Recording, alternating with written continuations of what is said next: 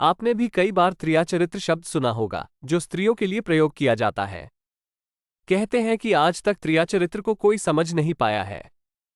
इससे जुड़ी हुई एक कहानी है, जिसे सुनकर शायद आप त्रियाचरित्र को समझ पाएं। तो आइए जानते हैं त्रियाचरित्र की कहानी।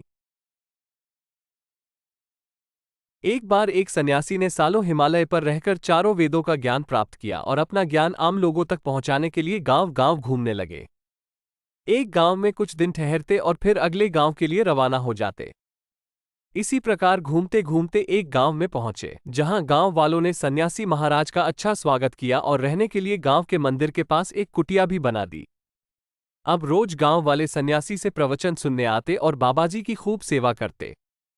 गांव की महिलाएं और कन्याएं भी बाबाजी का बहुत सम्मान करती और रोज स्वादिष्ट भोजन लेकर आती। गांव में उनका समय बहुत ही शांति और सम्मान से बीत रहा था। लेकिन कभी कभी उनके मन को एक विचार कचोट जाता। वो ये था कि जब वो अपनी शिक्षा पूरी कर अपने ज्ञान का प्रचार करने तथा लोगों को धर्म और कर्म का ज्ञान देने चले थे, तो उनके गुरुजी ने उनसे कहा था, बेटा, जीवन में एक बात का हमेशा ध्यान रखना, कभी भी त्रियाचरित्र के चक्कर में मत पड़ना, क्योंकि यदि वहां फंसे तो निकलना मुश्किल हो जाएगा। तुम्हारा काम लोगों को ज्ञान और धर्म का मार्ग दिखाना है। कभी भी अपनी राह से मत भटकना, त्रियाचरित्र के चक्कर में कभी मत पड़ना। एक दिन उन्होंने मन में ठान ही ली कि वो इसका पता लगाकर रहेंगे कि क्यों गुरुजी ने उनसे इस त्रियाचरित्र से बचने को कहा था। बहुत सोच विचार कर उनकी नजर अपनी एक भक्त कन्या पर पड़ी, जो बहुत ही सेवा भाव से रोज उनके लिए भोजन लेकर आती थी। उन्होंने मन ही मन उससे अपनी इस उत्सुकता का समाधान प्राप्त करने का निश्चय किया। हिम्मत करके एक दिन उससे पूछ ही लिया, बेटी, मैं बहुत दिन से एक समस्या को सुलझाने में लगा हूँ। क्या तुम इसमें मेरी मदद कर सकती हो? गुरुजी, मैं आपकी हर समस्या का हल ढूंढने में आपकी मदद करने की पूरी कोशिश करूंगी। आप अपनी समस्या बताइए। तो सुनो, मैं जानना चाहता हूँ कि त्रियाचरित्र क्या होता है।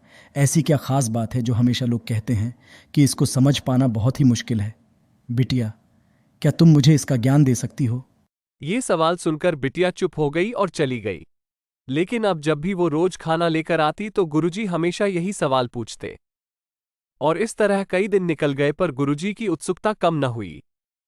एक दिन शाम को वो लड़की रोज की तरह गुरुजी का भोजन लेकर आई। कुछ लोग गुरुजी की कुटिया के बाहर थे।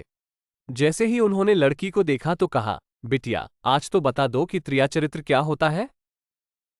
अचानक उस लड़की ने आव देखा न ताव, उसने खाना जोर से जमीन पर फेंक दिया और जोर जोर से चीखने और चिल्लाने लगी।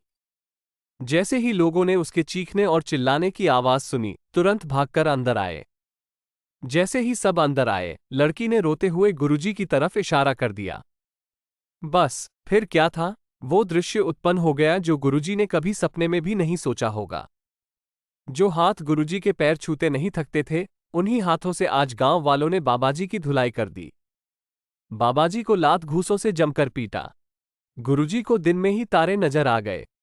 जब गुरुजी की ठीक से धुलाई हो गई, तभी अचानक लड़की जोर से चिल्लाई, रुकिए, ये आप लोग क्या कर रहे हो? आप लोग इनको क्यों मार रहे हो? मैं तो इसलिए चिल्लाई थी क्योंकि मैंने गुरुजी के आसन के पास एक भुजंग काला नाग देखा था और मैं डर गई। आप लोग अंदर आए तो मैंने आप लोगों को इशारे से बात बतानी चाहिए, पर आप लोगों ने मेरी बात पर ध्यान न देकर गुरुजी की पिटाई शुरू कर दी। और इस तरह त्रियाचरित्र के चक्कर में गुरुजी अब तक नीले, पीले, हरे और गुलाबी सारे के सारे रंग देख चुके थे और डर के मारे थर थर कांप रहे थे और मन ही मन सोच रहे थे कि आज तो उनका राम नाम सत्य हो ही गया होता।